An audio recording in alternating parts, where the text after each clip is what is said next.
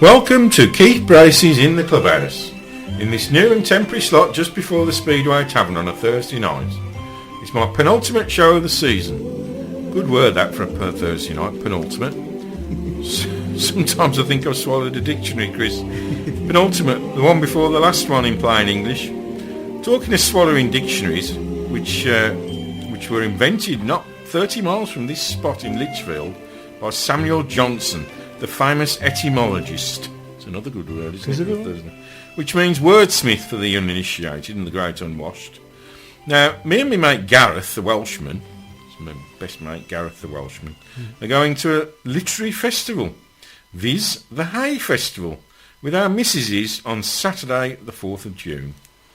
Mind you, as you'd expect from Keith the man behind this rugby show and Gareth the Welshman, rugby is not far from the scene.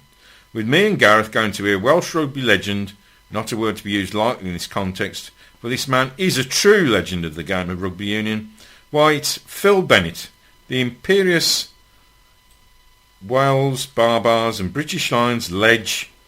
It was Phil who instigated the greatest try ever scored, the one in the Barbars versus the All Blacks game of January 1973, when Phil sidestepped sublimely several All Black defenders on his own 22 to send various Barbars players, including England's hooker John Pullin, Wales's Tom David and Derek Quinnell, for arguably the greatest player of all time, Gareth Edwards, to score in the corner, leaving the All Black wing Grant Batty. It's a great name for a rugby player, Grant Batty. Nora Batty? No, there is a connection with the... Yes, like what you did there, Chris, like what you did. Nora Batty is my theme tune. No, Last of the Summer Wine, Grant Batty, great All Black swing, little man, ginger hair, had an anger problem. Anyway, Grant Batty was grasping air as Gareth Edwards went over full length in the corner. So, for me, Gareth and I are going to wallow in waves of nostalgia as we remember Benno, as he is known to legions of Welsh rugby fans, or just plain Phil to many, in that great Welsh roll call of 1970s greats, along with Barry John, Gareth Edwards, Merv the Swerve. Is he Welsh? Yes, Merv the Swerve was Welsh, yeah. Sadly, Merv the Swerve, yeah. Sadly, he's no longer with us. Dear old my Merv accent's slowly going Asian as well, have you noticed? Yeah, Merv the Swerve. There's others as well. There was JPR, John Williams, the great Welsh fullback, doctor and tennis player who once won Junior Wimbledon. Can you imagine that? Really? Being a rugby British Lion, Welsh international, a doctor, orthopaedic surgeon, and a tennis champion. Oh, right. So he was, and JPR. This was Junior Wimbledon, not still, the full still a nice title to say, isn't and it? there are others as well, just known by their first names or their initials. JJ Williams, the Welsh wing and dad of Commonwealth medalist 400-metre hurdler Gareth Williams. And of course, not forgetting Gerald Davis, the great Welsh wing and lion, all immortalised in Welsh literary folklore by their first names only, thanks to the bard of Bridgend, Max Boyce. What great days the 70s were for Welsh pride, or Chwyl. I gather you're going to Wales, Rich, aren't you? I'm just spatting your face. Sorry, yeah. You're going to Wales, aren't you? We are, Wales. we're going to Wales, up to Borthway, and then... up to Borth. Yeah, and then Ross on Wine afterwards. Ross on Wine, A lot of connections here, isn't there? There is, Wales connections, yeah. Perhaps we might get you into rugby, you never know. Well, so, yeah, Chwyl, or Welsh pride as it's known. And perhaps this latest great era under Warren Gatland doesn't quite have the same poetic quality despite 3 Grand Slams. A bit more prosaic under Warren. But, 3 Grand Slams, they've been the best side in Europe for the last 10, 12 years, Wales, so you can't argue with that, really. But, anyway, after that stroll down memory lane and along the byways of mid-Wales, just like my theme tune, The Last of the Summer Wine, we now return to the more prosaic and less poetic modern day. And this weekend's European extravaganza in France's second city and home to that most reviled Villa manager, Rémi Garde, Remy. I hear tonight, sadly, that David Ginola, ex-Villa player, has had a heart attack on a beach. Really? The poor man. And Ex-Spurs man as well. Ex-Spurs, brilliant man, brilliant player, long hair and Yeah. so let's wish all the best to well. David Ginola and hope he recovers soon. But not hearing good news about dear old David, ex-Villa winger and obviously a great Spurs player. So that's another link with Lyon. Not sure whether David Ginola ever played for Lyon, but Lyon is France's second city and home to, as I say, to that most reviled Villa manager Remy Gard, with more Michelin-starred restaurants than you can shake a stick at.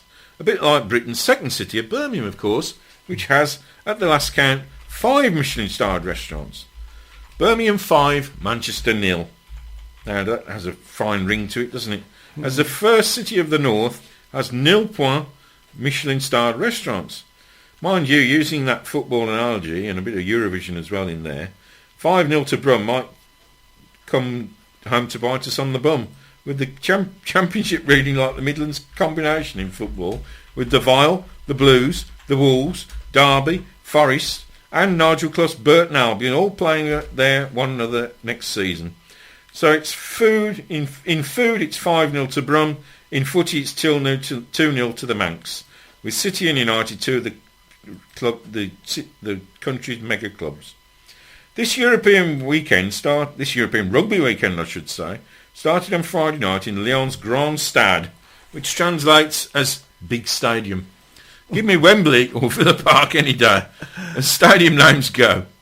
Anyway, I digress, because on Friday night at the Grand Stade de Lyon, French side Montpellier, bolstered by 8 South Africans and under SAFA coach Jake White, who won the Rugby World Cup in 2007 with South Africa, played London's Harlequins, Les Aristos de Rugby Anglais. Bit of French for you there. See what I did there with my French Revolutionary reference? Yeah. Les Aristos de Rugby Anglais. That's the Harlequins for you. Right. Anyway, the Quins were hoping to win their 4th European Challenge Cup, the second-tier European trophy, against the tough Boers of Montpellier, with just 3 Frenchmen in their side. The rest being a mixture of South Africans, Aussies like wing Jesse Mogg, more of him later, and assorted New Zealanders and Pacific Islanders. That's the problem with French international rugby, and why they're so poor. Too many foreigners in their best teams. This gripe used to be levelled at the England football team, but with the emergence of Tottenham's youngsters, Dele Alli, Harry Kane and Eric Dyer, to go with Jamie Vardy and others like Everton's midfield genius Ross Barkley and United's Marcus Rashford, there's lots of optimism going into next month's Euros in football. As always, is it misplaced or what? Because, we always go into every tournament saying, yes, we're going to win it, and what happens? We go home with our tail between the legs after losing in the first group stages. We shall see anyway. And we don't have long to wait until the Saturday the 11th of June with England's first game against Russia. And I'm ashamed to say I didn't even know who that first game was against as a simple rugger bugger rather than soccer. It's hard to say. Rugger bugger, soccer. Back to Friday night in Lyon. For Quins it was departing coach and former Ireland fullback, that great man, I don't use that phrase lightly, Conor O'Shea, who leaves after Friday's game to become Italy's head coach. O'Shea has been at Quins for 6 seasons, coming after Dean Richards, now head coach at Newcastle Falcons, who've made progress under Dino this season, and the Bloodgate scandal, enough about which has been said. Quins wanted a safe pair of hands, as O'Shea had been as Ireland's fullback for 10 years, and that's what they got with Conor O'Shea, who's brought through a whole slew of youngsters, including former England captain Chris Robshaw, fleet-footed England scrum half Danny Kerr, and possibly O'Shea's greatest success, and possibly England's best player over the last 4 years, England fullback, the spiky skin-headed Mike Brown. Sadly, Quins were out-muscled by the SAFA contingent in Lyon on Friday night. Quins came up just short as Montpellier's stronger forward pack just held sway, grinding Quins' faster and more attacking game into the Lyon mud. It poured with rain on a rainy Friday night in Lyon as Montpellier held sway 26-19 despite a last-minute mile and yard score which brought Quins within a converted try of a draw and extra time. Frano Botica came in for another New Zealand fly half, All Black Nick Evans, who missed a crucial penalty just into the second half, with the score 13-9 to Montpellier. Had Evans kicked that easy to him penalty, it would have been 12-13 to Montpellier, and it would have been game on. Aussie Jesse Mogg, strange name that for Jesse a boss. Mogg. Jesse Mogg, that's a good name, isn't it? Strange name for a Bonzer Aussie, Mogg. Mind you, I would not call any Aussie a Jesse, would you? They wouldn't go down well, especially an Aussie rugby player. Anyway, Jesse Mogg scored 2 tries, which made the difference, and Montpellier just shaded it. At the end of the game, with fly-half Botica aimlessly kicking the ball downfield to cede possession to Montpellier, when Quins needed to keep the ball, he was devastated, along with many of the rest of the young Quins 15 as the final whistle went. And most sank to their knees in despair at the final whistle, as they felt they had let down head coach O'Shea, who, ever the supreme man-manager, had never been for a post-match beer with his players, keeping a healthy distance between himself and his charges. O'Shea stated that win or lose, he would be joining his players for a beer or 3 post-match, this one and only time.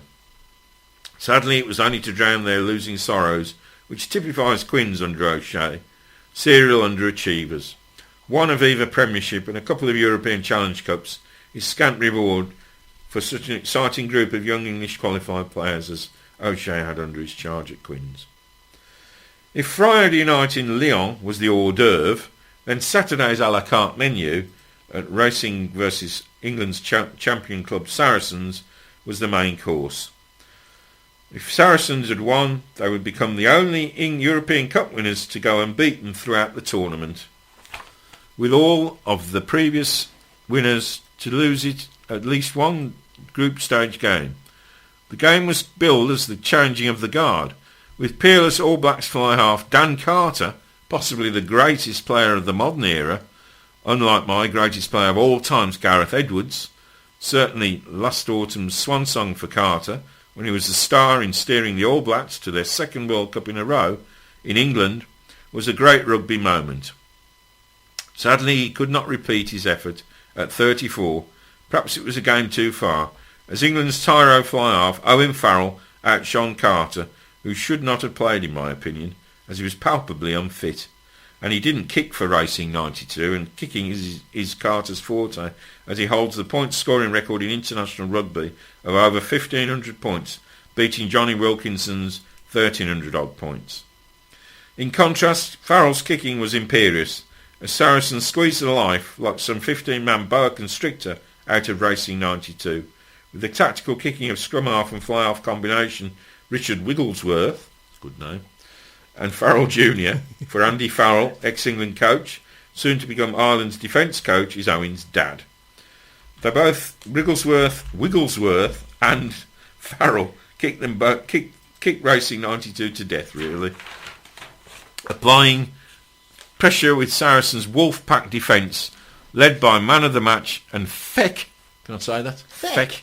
Oh, Feck. Future England captain, that's his, FEC, all future right. England captain, the impossibly talented 21-year-old Maro Itoje, old Harrovian and rugby legend in the making, leading them from the front with his world-class England second-row colleague George Kruis, who sounds like a South African and probably is in his antecedents, I would imagine, George Kruis.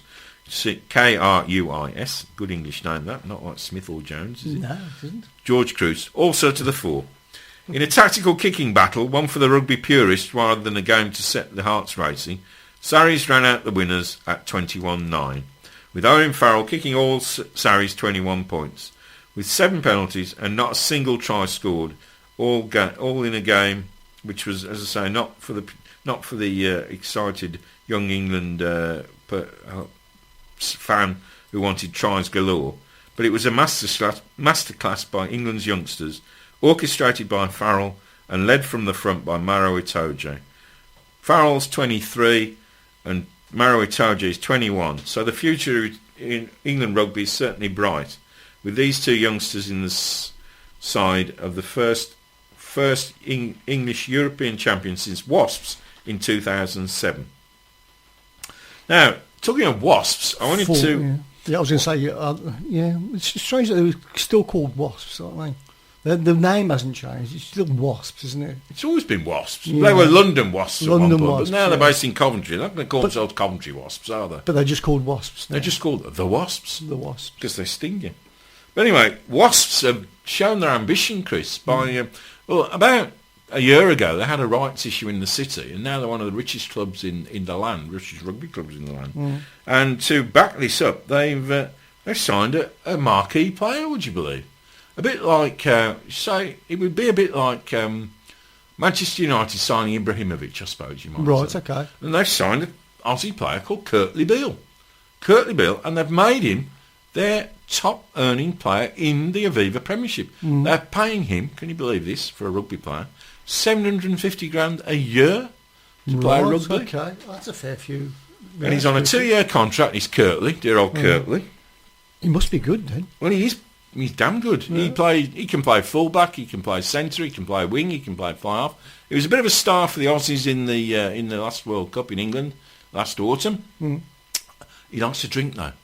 He can be a bit. He's a bit mercurial. I think that's the phrase we use to describe Curtly. He's an Aussie. There you go. Likes the ladies as well. Oh, he's definitely Aussie then. So I think times are going to be interesting at Wasps. Certainly on the field with Curtly playing for the Wasps, but also possibly off the field.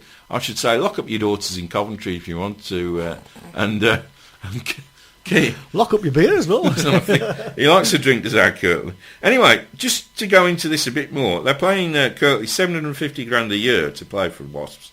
Now, the highest paid player up until then was Manu Tuilagi, who was being paid 425 grand a year by Leicester Tigers. Double.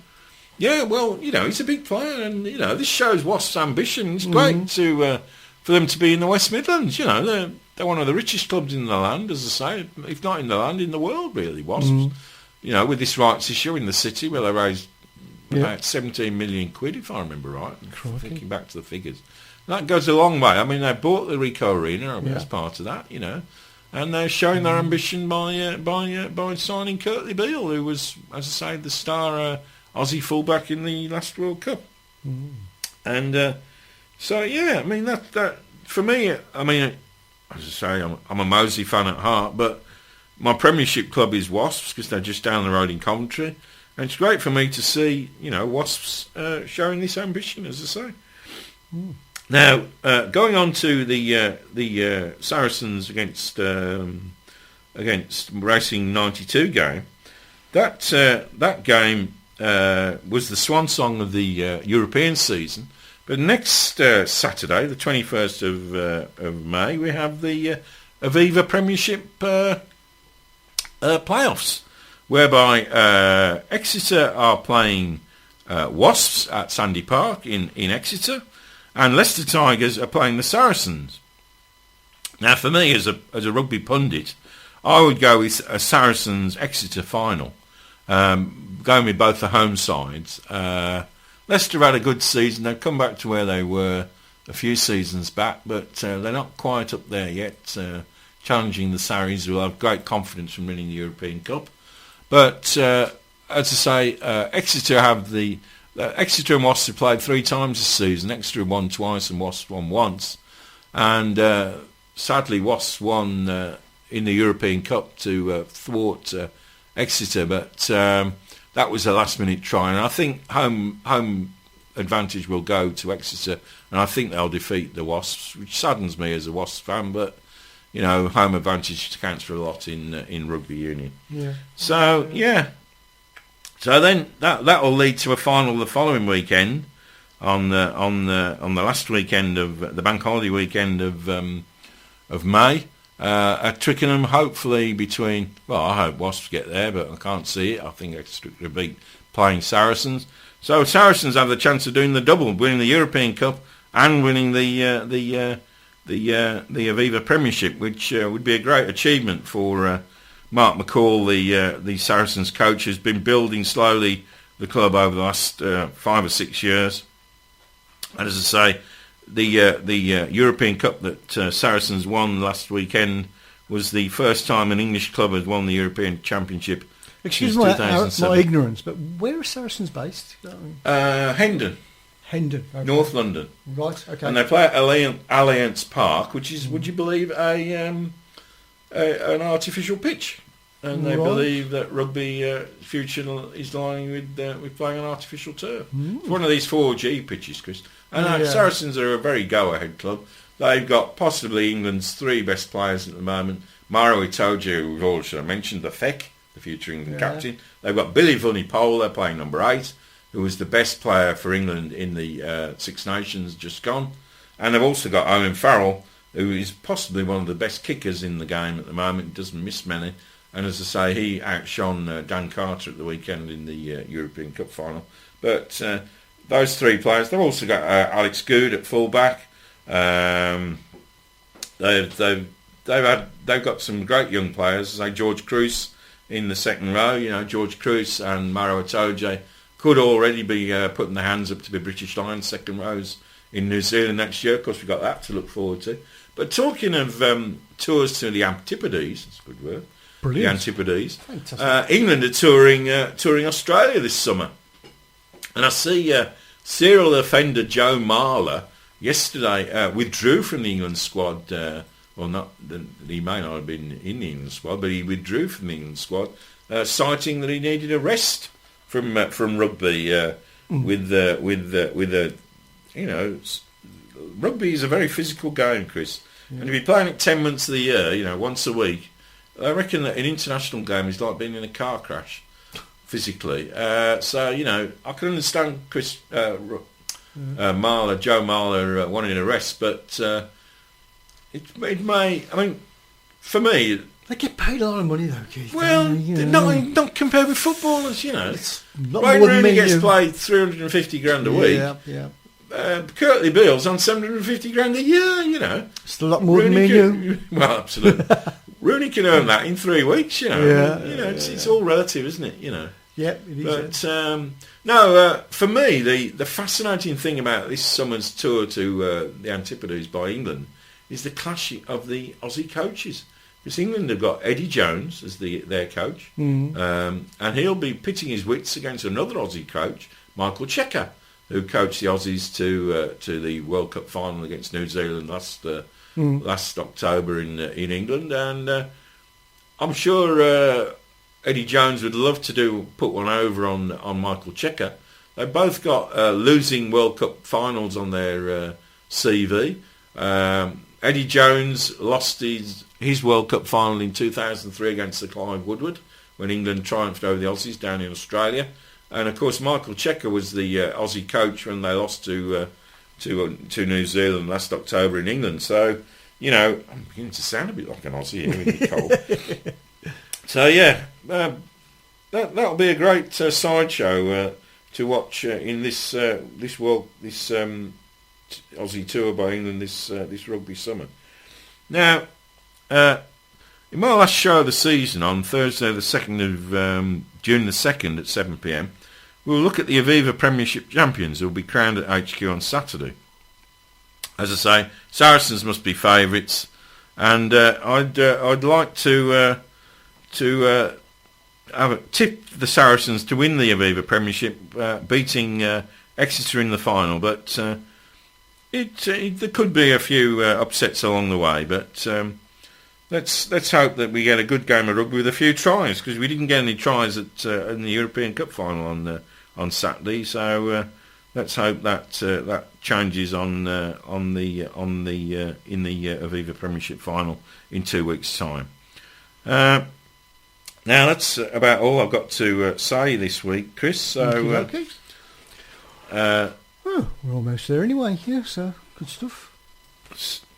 Yeah, so as I say, it'll be my last show of the season on Thursday, June the 2nd, when Chris returns, hopefully refreshed from his Welsh holiday. Yep. In mid Wales, around Aberystwyth and Dorth and Tywyn and Barmouth and all those lovely places in mid Wales. So there are some lovely places that way. Yeah, really I do like Barmouth as well. Like it. Barmouth's got a lovely beach. Beautiful, yeah. Beautiful. I went to tube shop as well. That's it. You know what we did? Me and the missus, we went to the Black Country Museum on Saturday night. Never been before. I've never been either. Well, I'll tell you why we went. It was half price. I'll tell you what I've gone and done. Go on. Join the National Trust. Brilliant. Ooh. Nice places Yeah, to go. Yeah, yeah, brilliant. so, you get half price entry, don't you? Or is it No free? price. It's all free. It's all free, is All it? free. All free. Well, you like your history like me then, Chris? That's Yeah, good. so, yeah. No, I can thoroughly recommend the Black Country Museum. We had roast pig.